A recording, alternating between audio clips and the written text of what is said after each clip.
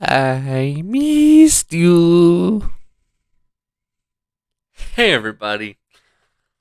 Boy, it feels like forever since I've been in this spot recording, to be honest with you. I feel weird. Maybe that's just me. So, I'm finally back. I finally feel good. I'm no longer completely physically tired from the trip. Now I'm just tired because that's my natural state of existence. Far preferable. Now, first things first, obviously, this is a review, but I also want to give you guys a little heads up. Sadly, after much experimenting, not really getting far in the game at all, mind you, but after much experimenting, I'm probably not going to be live streaming Kingdom Come Deliverance as much as I was really wanting to. The reason is actually very simple. I was having this constant issue, and I tried and tried and experimented trying to find a way around the issue, but I was having constant button input issues. For some reason, I'd click a button for my opponent to stab or to heavy attack, so on. I remember losing count of how many times I pressed those buttons, but I've even more lost count of how many times that issue caused my character to die. Not even because of my own natural ability of recklessness. No. Somehow my recklessness caused maybe 5 deaths in my experimenting, if that. And even then, I doubt it. So many deaths, being knocked unconscious, and tons of other things that are happened largely because of a button and not being registered no matter how many times I would hit the button, eventually causing me to slam the button for it to still not register. As a result, because of just this infuriating inability to play the game at all, really, without dying tons of times, because of something really, really stupid, if I'm going to do a live stream or something, I want it to be something that function. If I die in the game, it has to be because of my stupidity or my recklessness. If I'm dying because of neither of those things, and I'm dying solely because of a button input, it's not fun for me. And I don't think I could be creative or my usual bonkers entertaining self, and by entertaining I mean cringe, without at least the game functioning. So now on to the actual thing that the title is, the review for Yakuza Like a Dragon. Now let me start this review off with this simple sentence. Yakuza is the most fun, bonkers, batshit enjoyable game I think I've played. The only thing that was more bonkers and more fun being that of freaking the Zero. I had so much fun and enjoyed the entire time, with some caveats, of course. Now, the first thing I want to say, it's a really fun game. I'm going to just start off with saying that again. It's a fun game. I do have some gripes, and let's get those out of the way so we can gush about the good shiz. Okay? Cool. Now, here's the first thing. And for me, this is kind of an issue. When your grind is so intense, so drip fed, to a point where I cannot be bothered to even consider putting in the time it would take to max out any class, that's already not a good thing. That's a pretty big problem. And it's something that doesn't really get any easier. And in fact, it becomes only more intense, more draining, more exhaustive of a grind because when it comes down to scaling, there isn't much of it. There's kind of a pseudo scaling, a way to help you get to stronger, more on your level opponents. But the problem is, though, is it's kind of stupid. And there, I said it. It's kind of stupid. You have to go to a different part of the city in order to find stronger enemies. But they also have some weak enemies thrown in there sometimes. I assume this is supposed to be a nod to the RNG of old, but the thing is, I don't want you to mimic RPG of old. Alright, I've been playing turn-based games since I was 5, maybe 4, if we want to be generous. And here's what I can tell you. As much as I still have some love for turn-based games, I also have been one of the very many at times advocates that turn-based games need to pick up the pace and get caught up with modern times, especially when it comes to certain decisions. And mind you, the RNG, enemies, that's not the only part where old turn-based problems appear. Because of course, I'm not gonna tell you who. I'm not gonna tell you nothing. Just go. If you're someone who already has an interest in the game and hasn't not finished it, go play it. Okay. All I'm gonna tell you right now is be warned. The last boss fight of the entire game, he cheat. He one-shot your ass. He one-shot it like it's a freaking field day. So be careful, guard up. Often. I'm not going to tell you nothing more than that. Just be wary, he can one-shot you. And that's it. He's an evil little sucker. He's a sucker. Now, that for me, I'm not a fan of that. I'm not a fan of that old part of, turn-based game design where the real reason for why you need to grind so much is because the last boss fight is cheap and can one-shot you. I've never liked that in turn-based games. I still don't like that in turn-based games.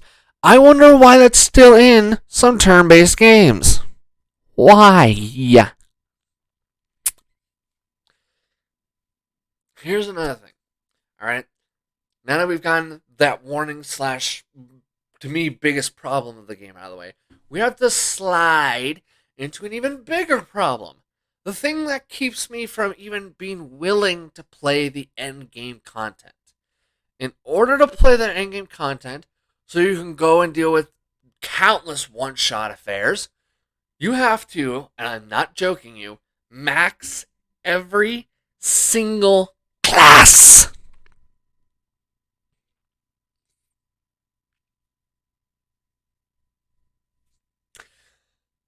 I hate that crap. Look, you should never, in my opinion, lock your endgame content to something so ridiculous. Never. To me, locking it off was just dumb. But making it so this way, not only was it dumb, but making it so that the entire thing was apparently just something you've already done, but now pretty much anything can one-shot you. The hell? I'm good. No, thank you.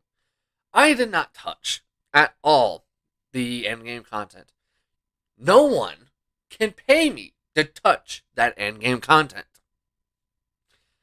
Now, here's the thing. I have a couple of problems with this. Right? One, I'm not a fan of reusing stuff you've already done to make your endgame content. I much more and infinitely prefer, here's some new shiz for your endgame content. Stuff you haven't done.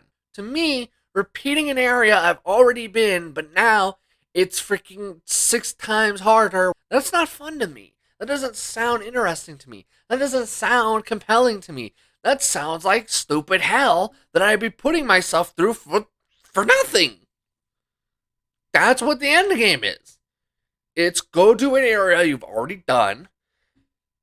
Now everything is infinitely harder. Go F yourself. Ta-da! No. I don't want that. Especially since I don't even have it in me to put forth the stupid effed up intense grind it would cost me to freaking max one class. Much less max all of them with multitudes, if not every character, from my understanding. From my understanding, every character has to have every class maxed. Screw you! I'm not doing that! Ever! Period! No!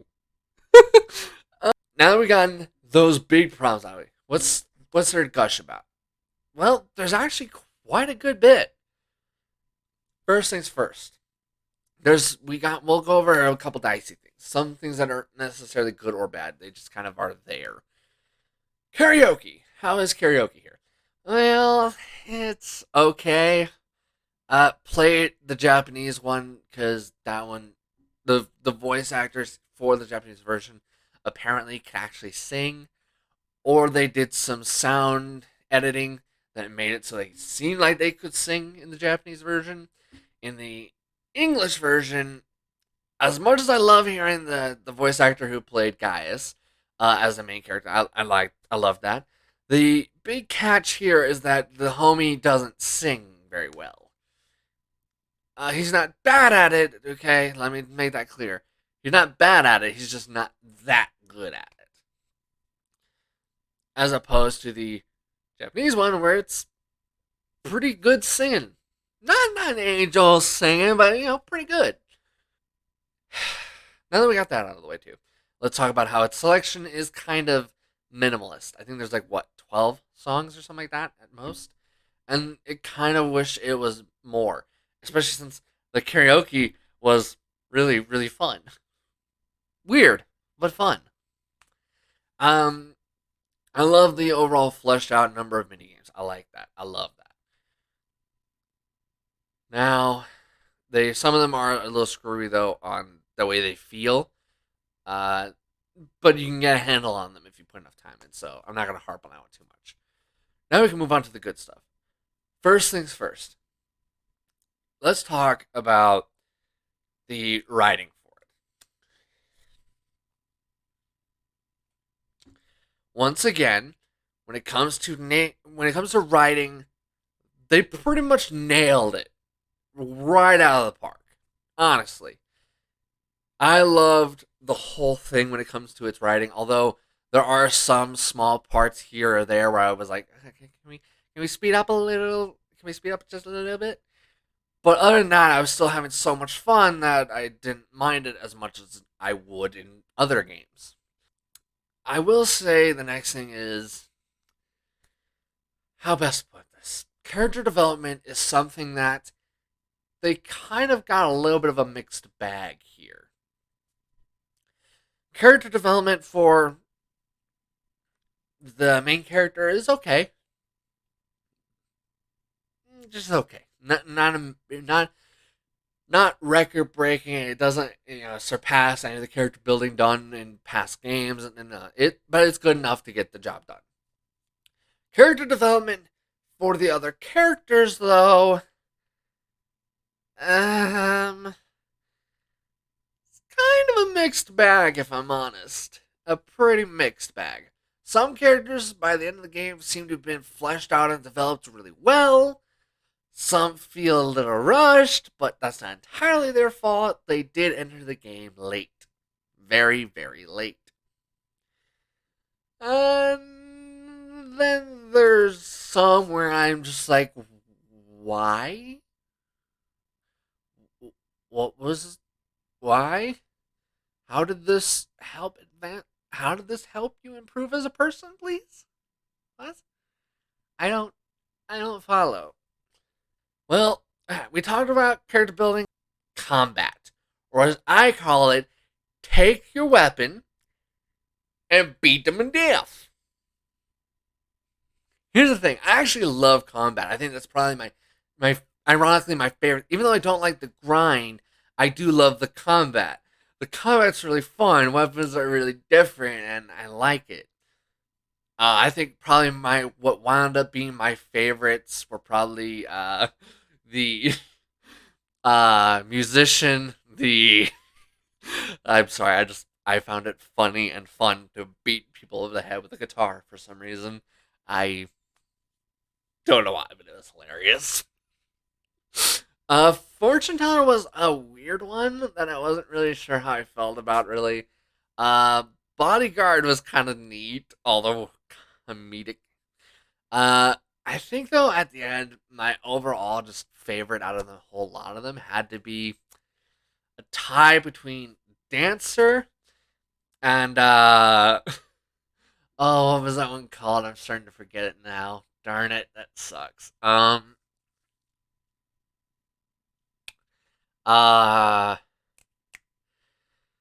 Damn it, I'm forgetting it. The one with the bottle service, where you crack people over the head with a wine bottle. That one was pretty funny. Although when it comes to abilities, ironically enough, I'm kind of mixed feelings across the board. Really, I don't know what it is about the abilities, but some of them were just kind of meh. Some were really cool and really helpful. Some made me stop and laugh my ass off. The seductress dominatrix one.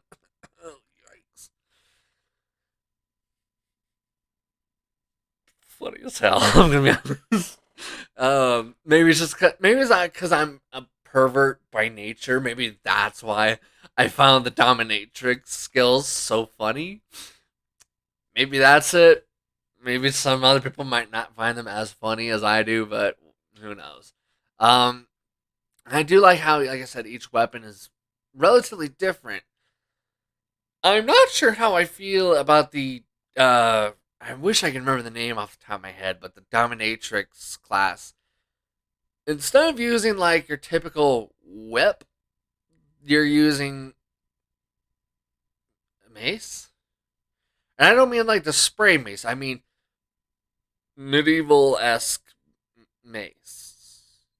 Wait, do they make whips like that? Do they make whips like that?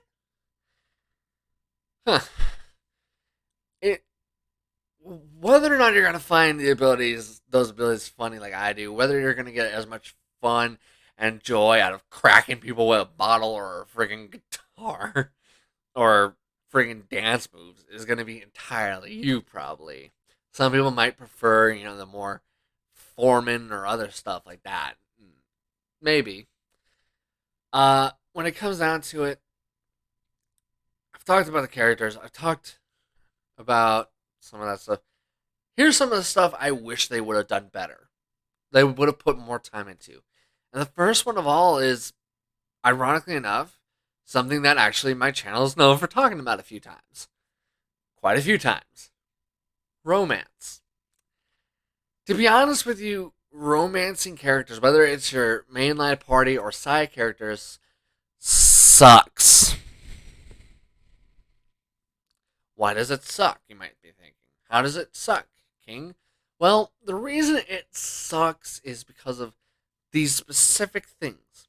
Romance your party, romancing like secondary characters doesn't matter. Not really. It doesn't. Which kind of sucks. It sucks that none of that really matters. It just boils down to a will they, won't they dynamic that never ends.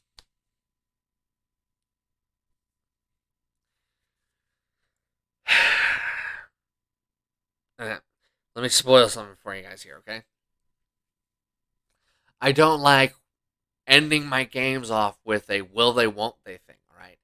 I much prefer my games ending with a cutscene specifically dedicated to that romance. Because that's a far better method than do they end up together? You'll never know. Then why even bother with it? Why even have it? There's no point in including romancing or dating or anything like that if you're not actually going to commit to that bit at all. If you're not going to actually go the full length with that bit, don't bother adding it. Consider that my letter and my plea to any freaking developers who see this video in the future. Please, if you are going to have romance and dating in a game, do not add it superficially.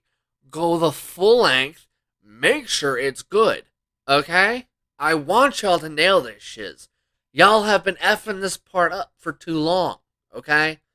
Bring in actual intimacy. Make sure they have solid endings. Make sure they have good freaking ending cutscenes for it. Especially since more often than not, do you typically play these characters in a sequel with these games? Not often. No. There are some exceptions, but not very traditionally. No. In fact, more often than not, with games like this or games in similar veins as this is it. You have one game, and that is it. Then you move on to some new character. That's the tradition for so many games out there, is that you play it with this character this one time, then in the sequel, it's some other character. Too many things I could bring up as an example of this. I could use Dragon Age and Dragon Age 2. I can use so many crap tons of games. There's too many for me to pick from, okay? When you're gonna have romance, intimacy, stuff like this, not just physical intimacy, I mean, when you're gonna try and have emotional as well as physical intimacy in a game, my request to you is do it right. Do it good. Make sure it's actually believable. Make sure it's not ending on a will they, won't they BS. Please do it right. Now, we've gotten that part. What's the next biggest problem? Or thing that should be remarked on at least, or something, right? Well, the next thing I want to remark on is actually something very simple. As fun as the combat is, the combat can get repetitive and can get boring. Especially if you're trying to get that grind up so this way you can play that end game content, which nobody can pay me to do. Here's the thing, the grind is so unnaturally intense for that to be honest with you, the game will get stale and boring. If you're already done every mission, you've already done every side mission, you've already done all the stuff that will keep you interested and keep you playing and keep that gameplay from being too excessively boring and repetitive right away. Guess what it does? It becomes boring and repetitive really freaking quick. Of course. Whoever could have told you that? I wonder. I wonder. Oh yeah, anybody. Anything will become boring and repetitive if done a billion times with nothing ever needing to change and nothing ever being improved. Now let's talk about a plus. Probably the biggest thing, the most liked thing for me, the actual story itself.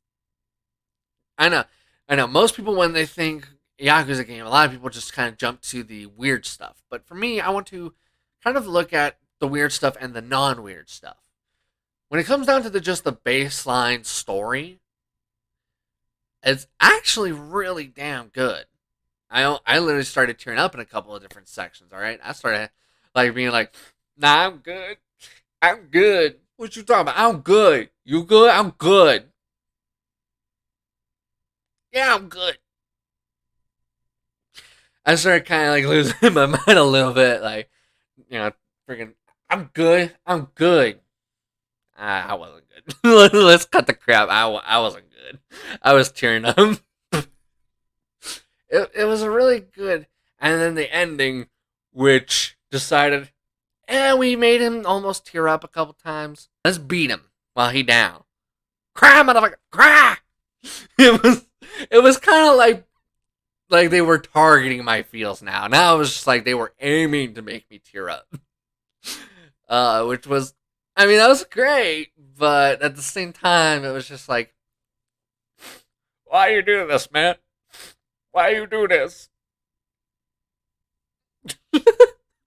uh, but I had so much fun the whole way, and then that ending where, I'm gonna be honest with you, I love that ending. Even though, I'm not gonna lie, that ending did make me tear up pretty damn good. I was tearing up a lot, but it was a really good ending for what was a really good experience, even though there were some things I wish were a little different. I could remark on how grindy the crafting can feel at times, but that that it wasn't too bad, especially since it's not like it hampered my progress or ruined the game at all or took me off the beaten path. Hell, I pretty much forgot about crafting and wasn't too negatively impacted. It's not what I'd recommend doing.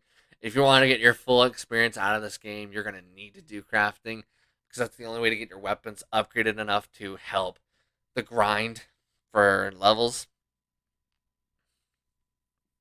Um, let's see. I think the only thing I'd like to remark on left is this game